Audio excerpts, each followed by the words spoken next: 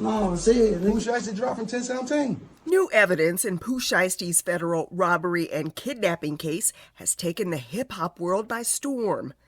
Federal prosecutors recently introduced surveillance video in court. The footage has now hit the net, and it's gone viral. Real nigga ain't never did no police shit or none of that, bro. Tell them what's going on. Bro, we just did that. That's done. What you do? You drop. You said you want to be dropped. You drop. Sign the paper. I signed the paper. It's done. Here's what the feds say happened. Hip-hop mogul Gucci Mane and two associates traveled to a Dallas recording studio on January 10th for what they thought was a business meeting.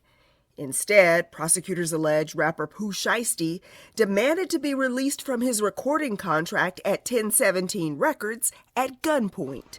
You said you want to be dropped. You drop. Sign the paper. I signed the paper. It's done. The video shows a man believed to be Gucci Mane wearing a yellow tracksuit, although his face is covered. Another man steps in front of him with an AK-style weapon and blocks the door. Moments later, a second man, identified by prosecutors as Pooh Shiesty, enters the frame. Court documents identify one victim only by his initials, saying he is the owner of 1017 Records. That would be Gucci Mane. Now there's another twist. Pooh Shiesty's former attorney, Bradford Cohen, blasted prosecutors and accused them of leaking the footage to gain an advantage. I think it's pretty nasty work that there's leaks coming from the U.S. Attorney's Office in Texas on evidence that they feel will benefit their case. Of course, they're not leaking evidence that will not benefit their case. That's the first part of that. Now let's look at the actual video itself. It does not negate my argument, my legal argument that I made at the bond hearing of whether or not this is a kidnapping case. The legal definition for federal kidnapping, this does not meet. Number 3 in that realm of what is important in this alleged video is that it does not show Pooh with a weapon.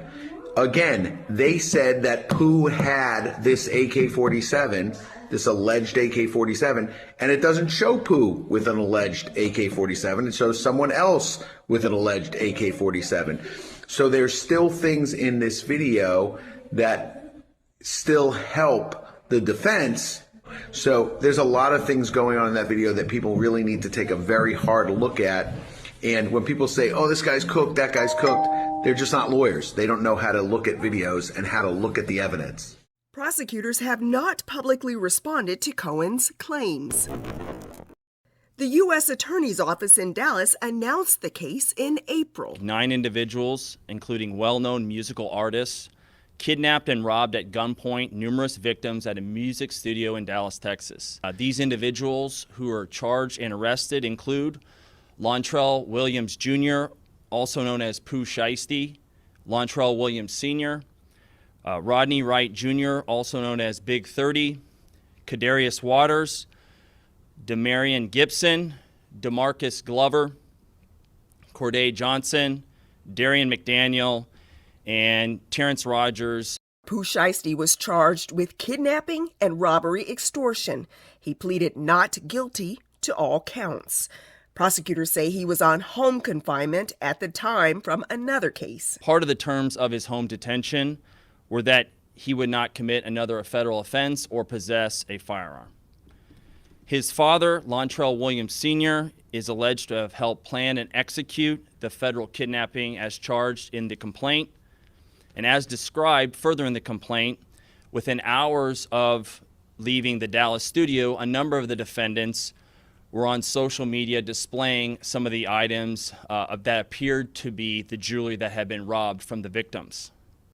Pooh Shiesty now faces up to life in federal prison if convicted as charged.